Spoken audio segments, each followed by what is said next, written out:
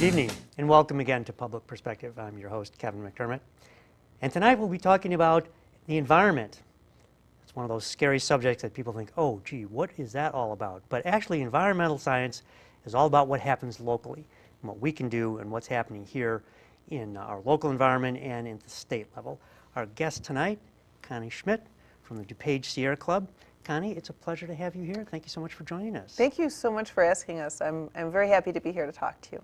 So we always have to start with the basics here. So as hard as it may be to believe, I'm sure there are people watching here who may not understand exactly what the Sierra Club is.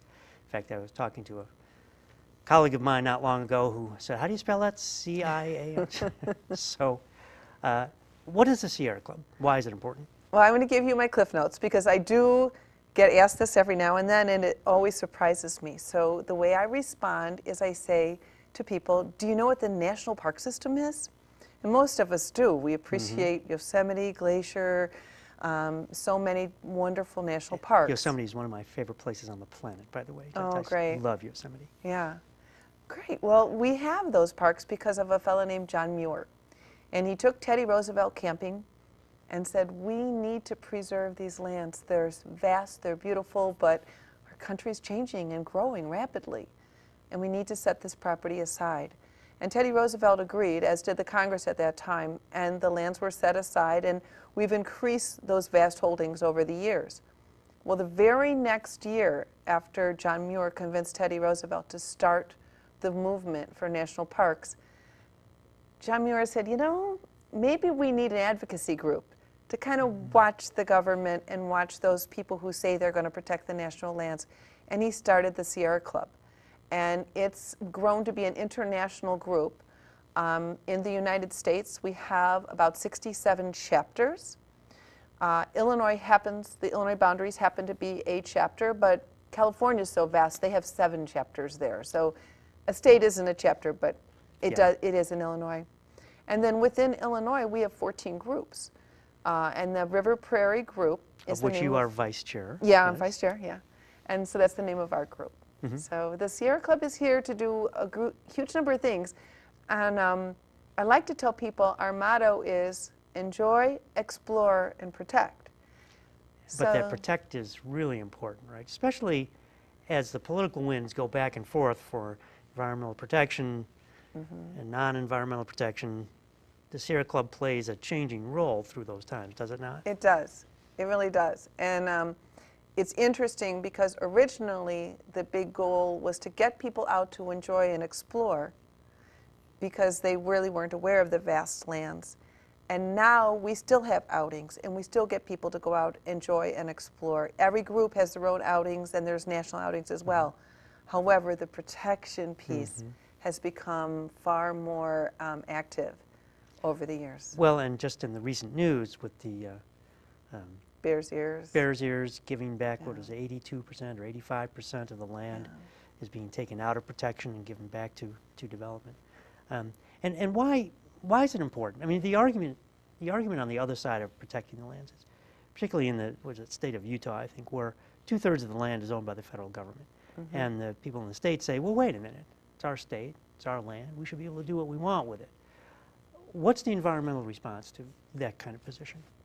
Well, usually it's for mining purposes. And in the case of fossil fuels, that's a finite resource. It was a wonderful boom for the United States and other countries in the early 1900s. But now we are on to new methods of creating energy that are renewable. And we're not tied to those fuels that we've learned over the years are polluting our planet and are dirty. Even the act of mining and getting them out is polluting our water aquifers and our resources. So we've become wiser and we have a lot more technology that's moving us forward. So, but suppose, take that example of renewable energy. Suppose a commercial company wanted to come into what might otherwise be a park or a reserve or a monument and build a commercial wind farm that might take up many, many acres of land because, you know, wind farms have to be large and spread out. I mean, that's not fossil fuels. It's not necessarily harming the environment, but it would be a commercial use of federal property. I mean, isn't that kind of a gray area where they're, I don't know. I think there's probably always going to be debates about those things, but we are not the only residents on the planet. The wildlife and the ability to enjoy it unspoiled as it was before our forefathers began to explore it, is something important. And it sounds very mystical and whatnot, but it's important to the soul. the soul of each of us individually? Of each of us individually, to be able to see unspoiled natural wildlands. I think it makes a difference. So even in my hypothetical case of a large wind farm, for example, I mean, that might be something that would be seen as despoilation of Or this eco-friendly, not necessarily. Yeah, okay. So even that, so it's not just about fossil fuels. Correct. It's about preserving the natural state Yes. of an area. Okay. Well, having been to a number of the national parks myself, I do love going to Yosemite, as we mentioned. I think it's the most spectacular, one of the most spectacular places on the planet. In fact, I'm sure you're familiar with, as you drive into Yosemite. I'm not. I've never been there, Oh, really? actually. So you're telling me Oh. things I don't know yet. Well, so then, I appreciate it. As you drive in from the California side, you go through this, the last approach, you go through a tunnel. And when you come out of the tunnel, you're looking down, you know, what's called the range of light. Ansel Adams photographed it. It's the Yosemite Valley, and you can see all the great monuments. You can see the Yosemite Falls, you can see Half Dome, El Capitan. You see them all in one vista. Wow. And I always felt every time I've been there that there should be a warning sign as you come out of the tunnel that says, prepare to be amazed. Oh, I love that. Because it's breathtaking. And as you come out, and there's, of course, a turnout right there because people are so astonished by the view that most people stop and turn out and take it in. But it's so breathtaking that it's almost distracting. If you were just driving, it could be dangerous. Yeah. So I'm only Caution. partially kidding that there should be a sign. Right. But it's this is what you're talking about, right? This is what appeals to the soul, Yes. correct? So let's talk locally. I mean, Yosemite's in California. Okay, yeah. So the River Prairie Group has a huge number of activities that we do and try to engage a lot of people in different things. I already mentioned outings. We have a very active outings group, and we have trips that will take you on an hour-long hike in one of our local forest preserves just to identify wildflowers, or a 3-day backpacking up in Wisconsin to look for wolf tracks. So there's a gamut of summer, winter, kayaking, biking, walking, so cross-country skiing, snowshoeing. There's a gamut of activities. We want to get you out. We want you to enjoy. That's one thing the River Prairie Group does. We have a very active river monitoring group. We monitor 3 major rivers, the DuPage East and West Branch and the Salt Creek. And we're looking for nutrients and pollutants that are on a state watch list. We publish all of our data on our website, and we encourage you to, and anyone to check it out. So how do you do that? Is it through volunteers? Do you have Yes. monitoring equipment? Do you work in conjunction with universities or people who have the resources? Well, it is technical and simplistic. We have volunteers who dip a bucket of water into a stream from a bridge monthly, and then they take it to a volunteer tester. And most of our testers have some science background, and they use approved testing materials. I don't actually do it myself, but they have test tubes and whatnot. They have all the proper things to test for the various contaminants and the various things that we're watching. And we do have all of our testing equipment calibrated and checked over in the amount of years that you're supposed to. I think every 2 or 3 years it's checked. So it's very scientific. And one thing that I'm very proud of with the River Prairie Group, there's a group regarding water. There's a group in DuPage County called the DuPage River Salt Creek Work Group, and that is a group of various water filtration plants and high government people who look after water. And we have a board member from the River Prairie Group who sits on that board of directors, and one of their board of director members sits on our group. So we are sharing our information with other government agencies so that we're keeping each other abreast of our look at the rivers and streams in DuPage. So what would, let's say you pulled up that bucket of water and sent it to the tester and they found that things were not what they should be. what steps would the Sierra Club take at that point? Then we can call the EPA, we can notify them that it looks like there's been some kind of a contamination incident going on. You report it to the Illinois EPA. Gotcha. And is the Sierra Club the only group that conducts this kind of testing? No, Conservation Foundation has a group. The DuPage River Salt Creek Walk Group is in affiliation with the Conservation Foundation, and so really we're all trying to hold hands and work together because we're a much stronger voice when we do so. And it's a matter of citizens watching out for our own resources, right? And I should point out that the Sierra Club is not funded by the government, correct? No, membership funded and some private donations. In addition to water, we have a restoration site. Some people are really interested in habitat and preservation of native plants and species, and so we are working with the Forest Preserve of DuPage County, and we have a site that one of our members on our board of directors is the steward of that site, and so we try to populate his work days, and it's in Glen Ellen. It's called the Glacial Ridge Forest Preserve, and it's very special, 8 acres. It's sandwiched between 2 railroad tracks, which come together in a V, and so you can imagine that area was never farmed. Sure. So it does afford a lot of native species that are there on their own. Well, there's also a native prairie in LaGrange, right on LaGrange Road. The Wolf, I think, is, Well, it goes from, you may be right, Wolf, it's 31st Street and, you may be right, Wolf Road. yeah. It's east of Wolf Road. We do have a number of prairies that people are restoring and preserving, which is fortunate. In fact, I like to have native plants in my backyard.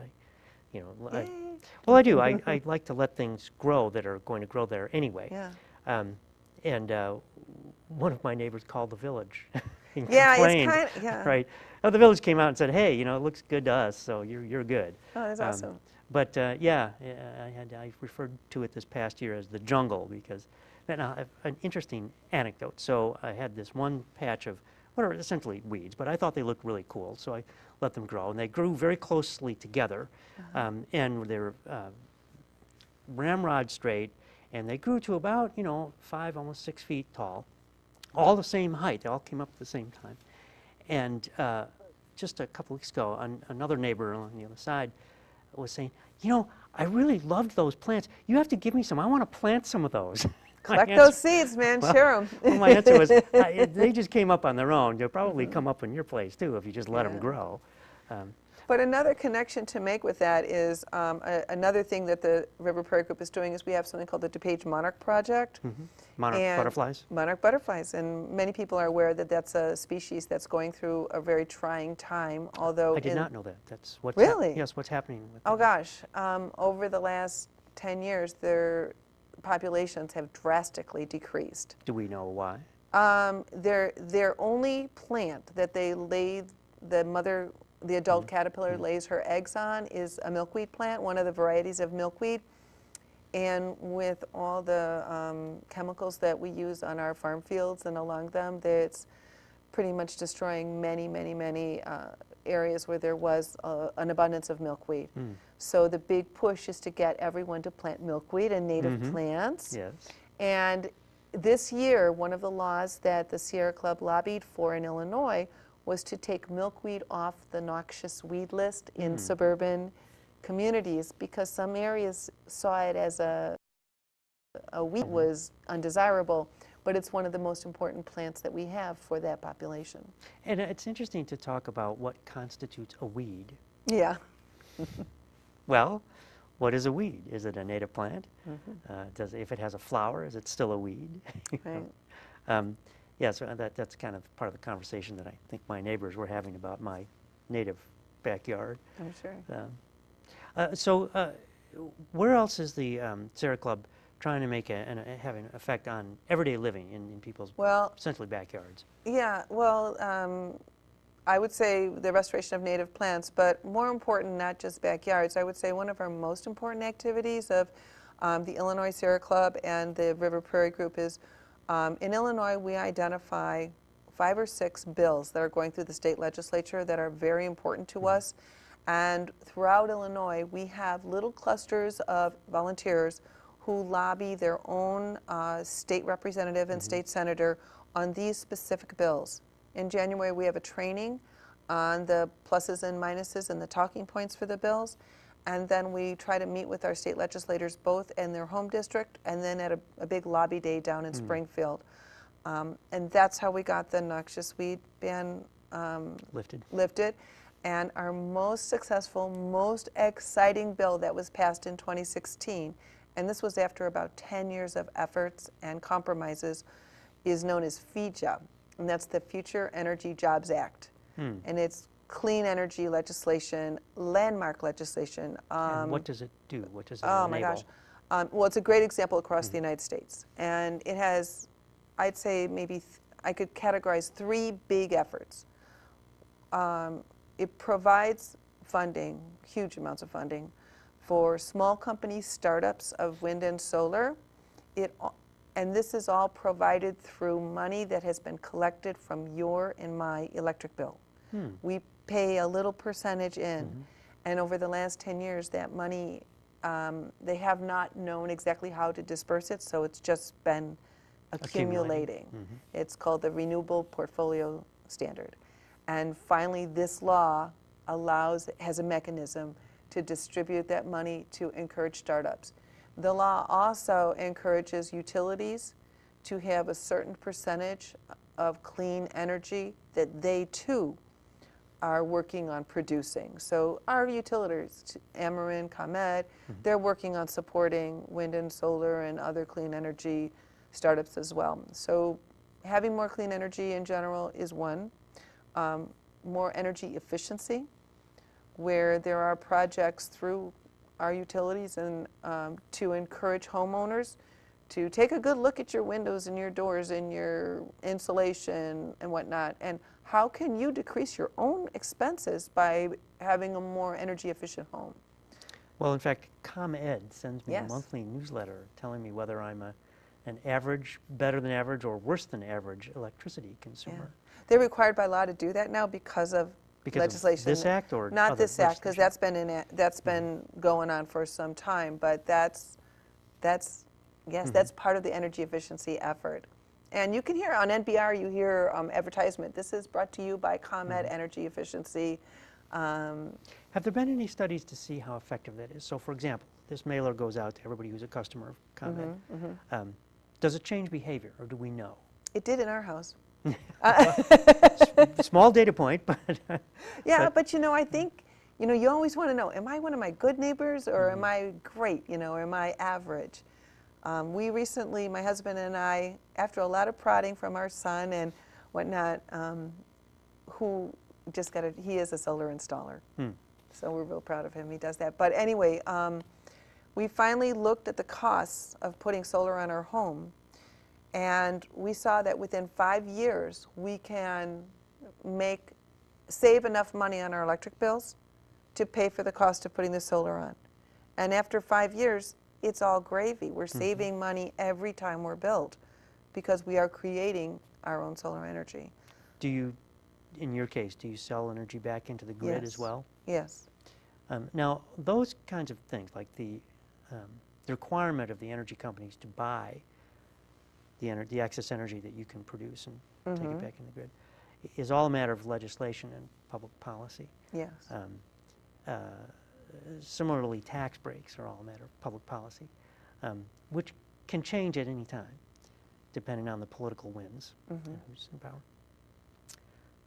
So how does the Sierra Club work with that environment, and is this part of the overall lobbying effort that the Sierra Club engages in to try to make sure that even if there's a change of party or a change of political ideology, that these things stay in place? Well, that law was landmark because it does set some lines in the sand for this is what this is going to be. And when you put solar panels on your home or on your business, you get a contract at that time, and you're locked in with an agreement for what you wanted. Can I mention, this law is so confusing and it's so new that the Sierra Club decided we wanted to have a forum to explain some of the benefits of it to the general This is the public. FEJA law, the Yes, the Future Future Energy. Yeah. Jobs Act. Good See? job. I remembered that. Yeah, that's very good. Yeah. So we've collected 5 speakers who are going to present on January 29th at a forum at actually the IBEW in Warrenville. International Brotherhood of Electrical Workers. Very good. So we're hoping to have a good turnout for people to understand how a municipality can benefit, school districts, libraries, small businesses, residential, not-for-profits, churches. What are the benefits from this law? And we're going to have Jack Darren, the director of the Sierra Club. Edith Macra is the lead person from the Mayor's Metropolitan Caucus in the greater Chicago region. Lisa Albrecht from the Illinois Solar Energy Association. And I'm pleased the president of North Central College is going to be there to talk about this vast installment that they have on their buildings, kind of as a testimonial of, look, it works for us. So this is in January 29th at IBEW. Where? What's the address? Do you know? I happen to have it right here. Ah, how handy. Yes. It's 28600 Bella Vista Parkway. It's just Okay. off I-88 near Winfield Road. Okay, so anyone who wants to do that, so they can also go to your website. Yeah, the River Prairie Group website will have has information up there as well. Yes, that's probably the best place to check there. And I should just say it's from 6 to 9 p.m. It's a Monday night. Okay, is it free? Is there a It's charge? free. It's free. We may even have refreshments. We're working on that. Oh my, yes. So come after work. Yes. Yeah, Yes. yes. Have a soda, right? And since Yeah. you're outside of Cook County, you wouldn't have even been subject to the soda tax, Yeah. even if it were still in place. One other thing I want to mention about the law, if we have time. Yes, we do. There's another component about the law besides energy efficiency and more companies that are doing solar, and that is the jobs and the jobs training and the jobs opportunity. And this law has some pieces of it that are social justice components.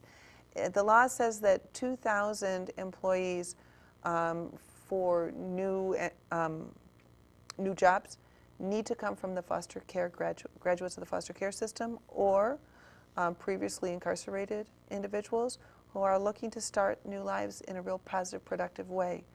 Now that's spread across all Illinois. throughout Illinois. So Yeah.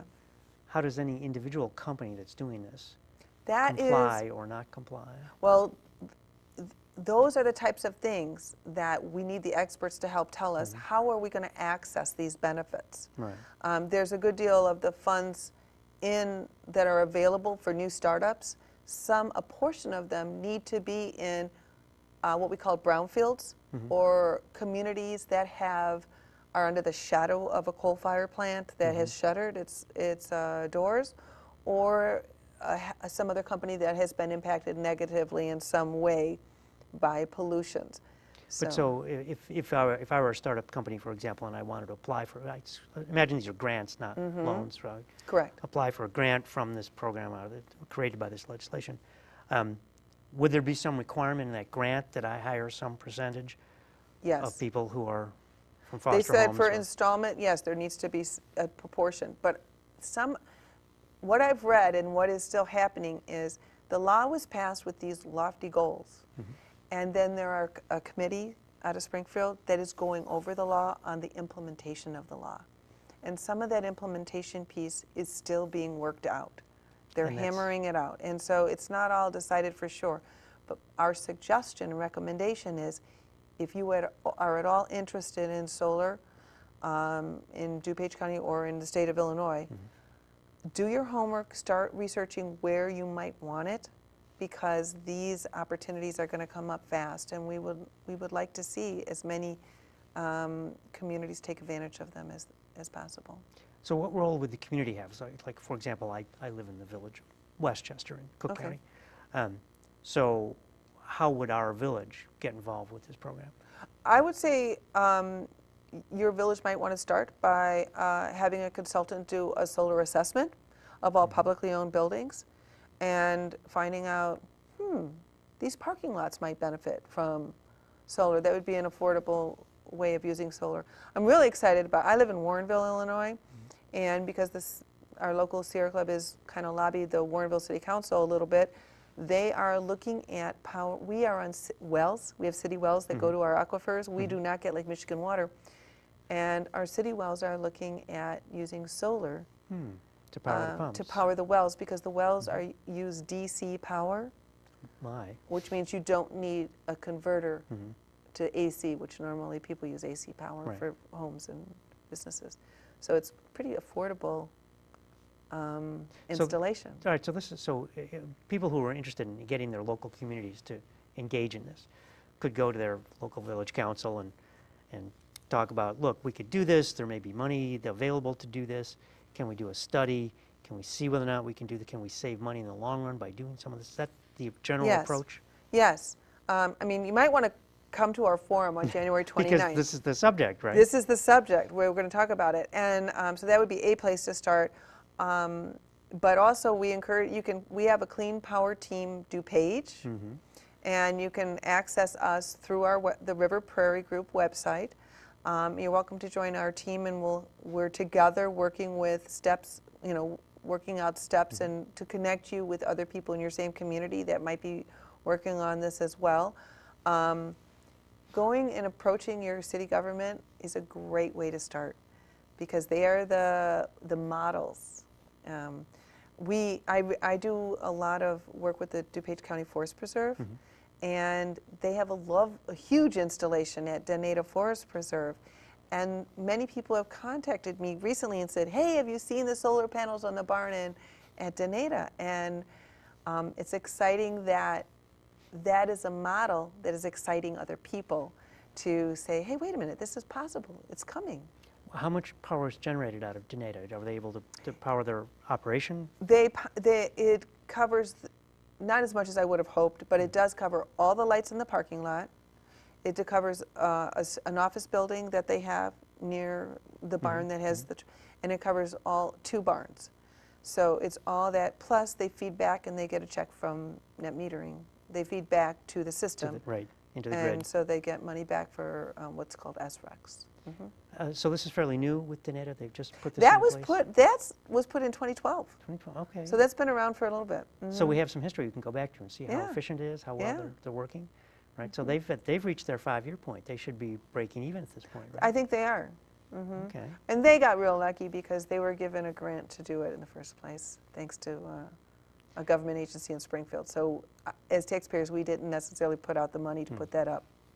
Now, any of these grants, are they available to individual homeowners? I don't believe it's homeowners. I believe it's Okay. groups, although they are some for what we call community solar. And so there's 3 kinds of installations. I mean, there could be rooftop. There can be community solar, where perhaps you live in an apartment building or in a housing area that it's not appropriate for you to have on your own roof, but you have a big park nearby that's part of your housing development, and you could put a solar array there to benefit the whole community. So, and then it's the brownfields. Well, believe it or not, we're out of time. Get out. I'm That not went kidding. fast. I tell you it would? Yeah. So, Connie, I want to thank you so much for being here. I learned a lot, and I hope you get great attendance at the event on the January 29th. Thank you. So thank you so much for being my guest. Thank you very much. And I welcome everybody to check out the River Prairie Group of the Sierra Club. Cool. And thank you for joining us once again on Public Perspective. I'm your host, Kevin McDermott. You can find us every Saturday night at 8 on Comcast Channel 19 and see us on the web at publicperspective.tv. So till next time, thank you and good night.